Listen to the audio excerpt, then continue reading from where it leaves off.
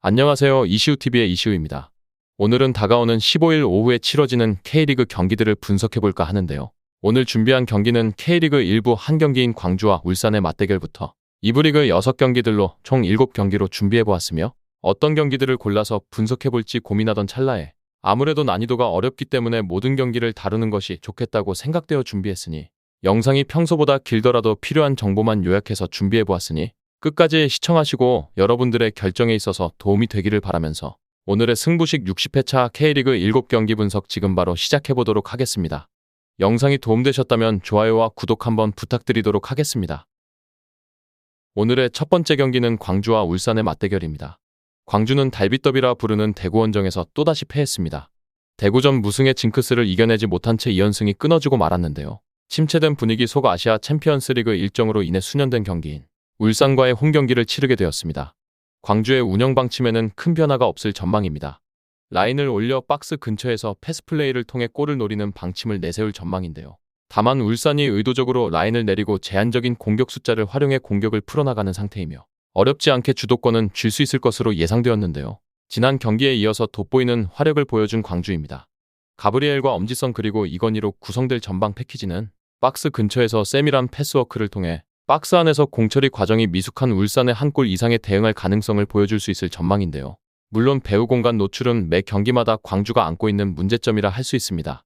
상대가 발빠른 공격수를 앞세워 빠른 공격 전환을 통해 곧장 넣는 전력이라는 것을 생각한다면 이번 경기도 결국 실점의 가능성은 열어두는 것이 좋다고 생각되는 광주입니다. 울산은 어찌됐건 6경기 무패 행진을 기록 중입니다. 발목을 잡았던 결정력의 문제는 어느 정도 해소했지만 박스 안에서 보여주는 빅찬스를 놓치는 문제는 여전히 숙제로 남아있는 울산입니다. 근래 울산은 운영 방침상 라인을 내려 선수비 후역습과 비슷한 형태를 보여주고 있는데요. 비록 광주의 주도권을 어느 정도 내어줄 가능성은 있겠지만 높아진 라인에 의해 발생하는 뒷공간 노출을 노릴 가능성이 매우 높은 울산입니다.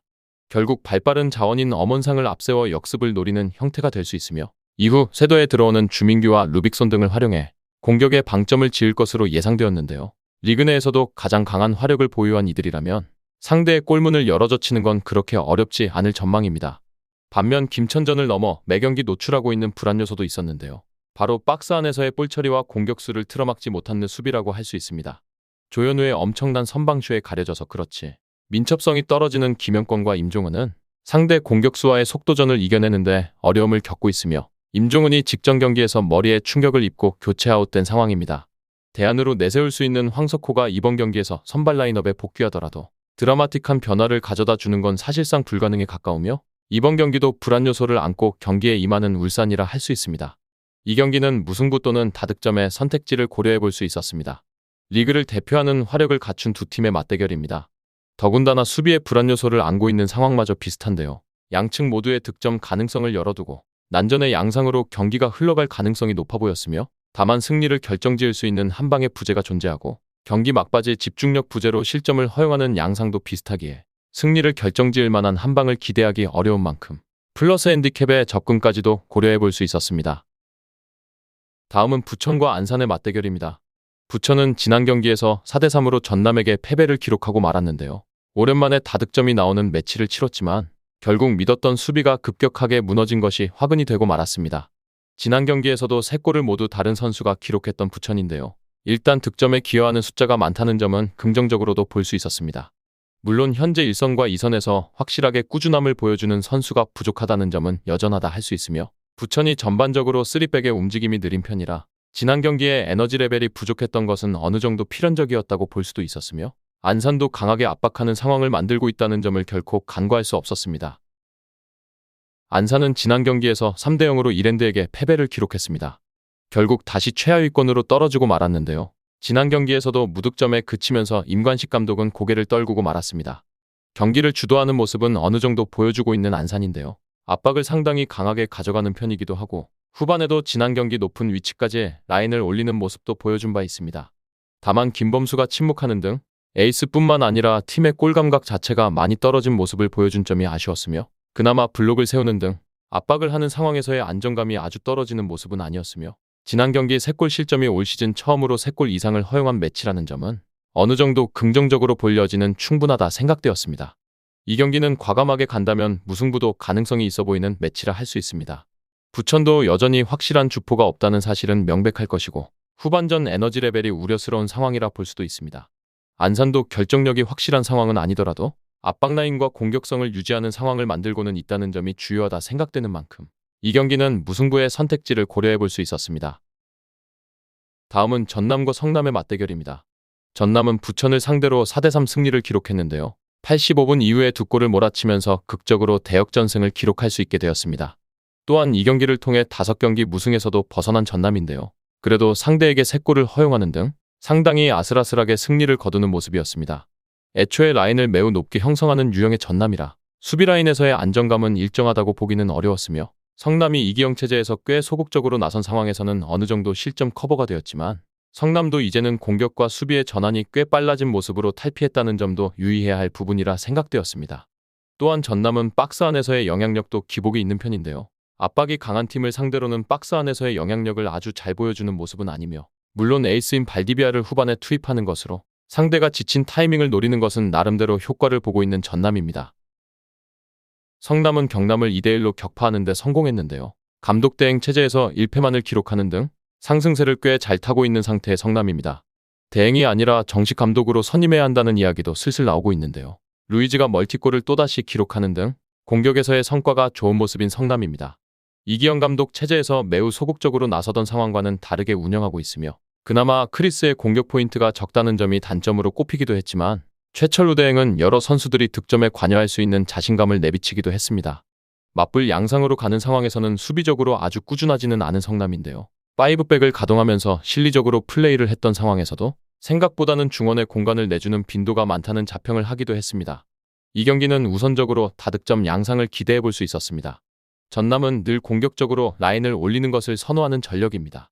다만 성남도 매우 공수 전환이 빠른 팀으로 거듭난 상황이라서 수비적으로 리스크가 꽤 큰 상황으로 볼 여지는 충분했으며 물론 성남도 맞불 양상으로 가는 상황에서는 실리를 챙기는 능력치 자체는 떨어지는 편이라고 보여지는 만큼 이 경기는 우선적으로 다득점의 선택지를 추천드려 보도록 하겠습니다.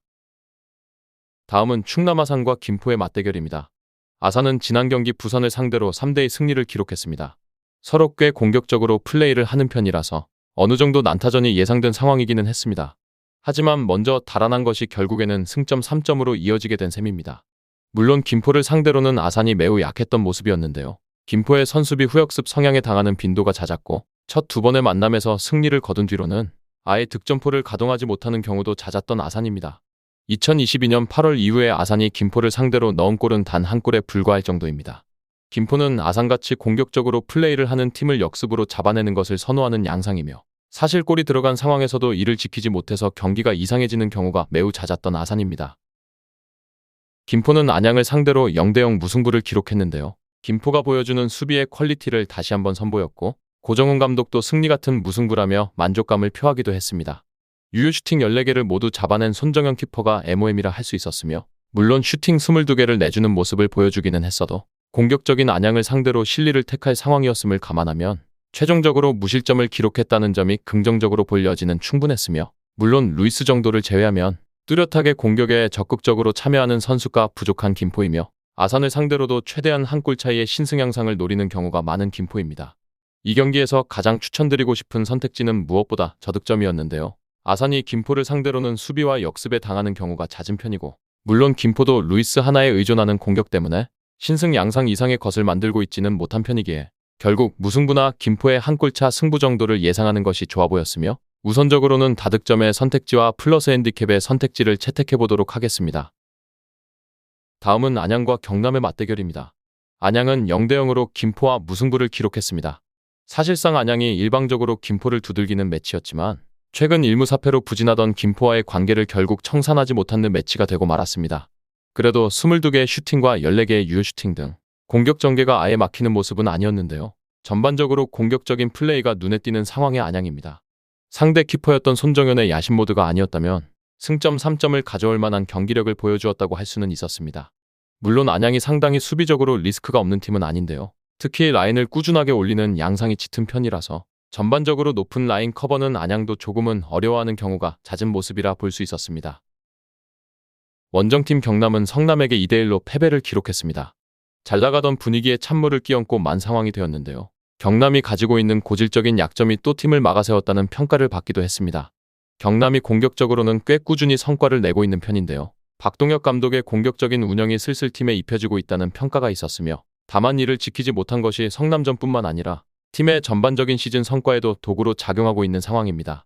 무패 행진을 이어가는 상황에서도 무실점을 기록한 경기는 한 차례도 없었으며, 미리 골을 넣어두면서 그동안 승점 자체를 따오는 모습은 있었지만, 수비병행 전술을 가져가는 상황에서도 한 번의 미스로 인해서 골을 내주는 패턴은 여전히 고쳐지지 못하고 있는 경남이라 할 수 있습니다. 이 경기는 다득점 양상에서 안양이 승리를 기록하는 것을 기대해보고 있습니다. 일단 두 팀이 굉장히 공격성을 띨 것으로 추측해볼 수 있었는데요. 다만 경남의 경우 골을 먼저 넣는 상황에서도 수비적으로 이를 지키는 능력이 모자란 팀이라는 것을 감안해야 했으며, 안양이 몰아치는 상황에서의 경기력이나 전개가 매우 좋아 보이는 만큼 이 경기는 안양의 승리와 다득점, 그리고 핸디캡 무승부의 선택지까지 고려해볼 수 있었습니다. 다음은 충북 청주와 부산의 맞대결입니다. 청주는 지난 경기 이랜드와 무승부를 기록했는데요. 이로써 5경기에서 무패를 달리고 있는 중입니다. 지난 경기 PK를 2차례나 내주면서 위기를 맞이했으나 박대한이 하나를 막아주면서 승점을 확보할 수 있었는데요. 일단 충북 청주가 부산을 상대로는 꽤 선전했었는데요. 특히 부산이 상대하기 매우 까다로워하는 수비와 역습 성향을 보여주는 팀이라는 점이 중요했으며, 실제로 2022년 3대6으로 크게 진 이후로는 3무로 지지 않는 모습을 보여주고 있는 충북 청주입니다. 물론 스코러얼의 공백을 실감하는 중이긴 한데요. 겨루에 포항으로 떠난 조르지가 그리운 상황이며, 팀 득점의 41%를 책임진 선수의 공백을 메우는 것이 쉽지 않은 것이 사실이며, 최은겸 감독도 중앙 공격수의 무게감이 떨어진다면서 고민이 깊은 모습을 보여주기도 했습니다. 부산은 지난 라운드에서 아산에게 3대2로 패배를 기록하고 말았습니다. 아산이 도망가면 부산이 추격하는 양상을 보여주었는데 결국 부산이 한 골 차이로 경기를 내주고 말았습니다. 부산이 원정에서는 현재 전승을 기록 중인데요. 박진섭 감독은 상대가 공세적으로 플레이를 하기 때문이라고 평가를 했는데, 역습에 강한 부산이라 공간을 많이 활용할 수 있는 상황을 바라고 있다는 점은 명백해 보이기도 했습니다. 문제는 청주가 홈에서도 그다지 적극적으로 공격을 노리는 팀은 아니라는 것인데요. 이미 충북을 상대로 여러 차례 고전했던 전적이 있으며, 올 시즌 이미 김포에게 1대0으로 패하면서 선수비 후역습 팀에 대한 상성 자체가 좋지 않은 모습을 드러내기도 했던 부산입니다. 이 경기는 부산이 원정에서 강한 것은 사실이지만 충북 청주가 선수비 후역습 팀이라는 점에 좀 더 주목해야 했습니다. 실제로 최근 전적도 3무로 상당히 청주가 부산을 잘 상대하는 모습이기도 했으며, 청주도 최전방의 문제로 인해서 승리를 장담하기는 어려울 것으로 보이지만, 저득점 양상으로 가게 된다면 무승부 정도는 충분히 기대해볼 수 있는 매치라 생각되었기에 우선적으로 무승부와 저득점 그리고 플러스 핸디캡의 선택지까지 고려해볼 수 있었습니다. 다음은 천안과 서울이랜드의 맞대결입니다. 천안은 수원 삼성을 꺾어버리고 꼴찌에서 탈출하는 데 성공했습니다. 언론에서도 대열을 잡았다는 표현을 쓸 정도로 예상하기 어려웠다는 평가를 받고 있기도 했던 천안인데요. 물론 생각보다는 수비적으로 단단하지는 않았습니다. 지난 경기도 22개의 슈팅을 허용하는 모습이었고, 언론에서는 제법 수비진이 안정화를 찾아가고 있다고 평했지만 베스트 11의 변동이 많은 편이라서 수비진이 오히려 상대에게 먼저 당하는 경우가 잦았던 천안입니다. 그래도 못다가 10경기에서 5공을 기록하는 등 공격 자원의 결정력은 남부럽지 않은 천안이라 보였는데요. 다만 정석화가 부상 이후에는 늘 조직력과 팀의 밸런스가 좋지는 못했으며, 이랜드의 공격성은 천안의 입장에서는 어느 정도 리크스라고 볼 수도 있었습니다. 이랜드는 안산을 상대로 3대0 승리를 기록했습니다. 3위까지 순위를 도약하는 데 성공하는 모습을 보여주었는데요. 전반적으로 주도권을 잡은 시간대에 공격 효율이 높았던 이랜드이며, 실바가 다시금 멀티골을 기록했습니다. 현대 득점 선두에 오른 모습이고, 김도균 감독의 교체 전술이 전부 통하는 모습의 이랜드입니다. 김도균 감독이 맡는 팀은 적어도 공격력에서는 두각을 드러내는 모습을 자주 보여주는 편이라 할 수 있는데요. 물론 지난 경기 포백의 수비는 제법 불안했던 이랜드이며, 유효 슈팅도 10개로 아주 많았고, 김호규도 대놓고 멱살을 잡는 불필요한 반칙을 범하기도 했습니다. 특히 김호규는 현재 가장 많은 시간을 소화하고 있는 선수라 체력적인 부담이 상당히 커 보이는 것이 우려스러운 부분이라 할 수 있는 이랜드입니다. 이 경기는 다득점과 이랜드의 승리를 기대해볼 수 있었는데요. 일단 천안도 외국인 공격수들의 활약은 좋은 편이지만 결국 수비 상황에서의 밸런스가 문제를 일으키고 있으며, 이랜드도 이와 같은 문제를 가지고 있는 팀이라 할 수 있습니다. 다만 기본적인 화력이라는 면에서는 이랜드가 톱급의 면모를 보여주고 있는 상황이고, 후반전 이랜드의 공격적인 교체술이 통하고 있다는 점이 핵심적인 포인트라 생각되는 만큼 이 경기는 이랜드의 승리와 다득점의 선택지를 우선적으로 고려해볼 수 있었습니다. 정확한 배당 변동에 따른 실시간 추적과 최종 예측은 배팅 마감 직전까지 이루어져야 합니다.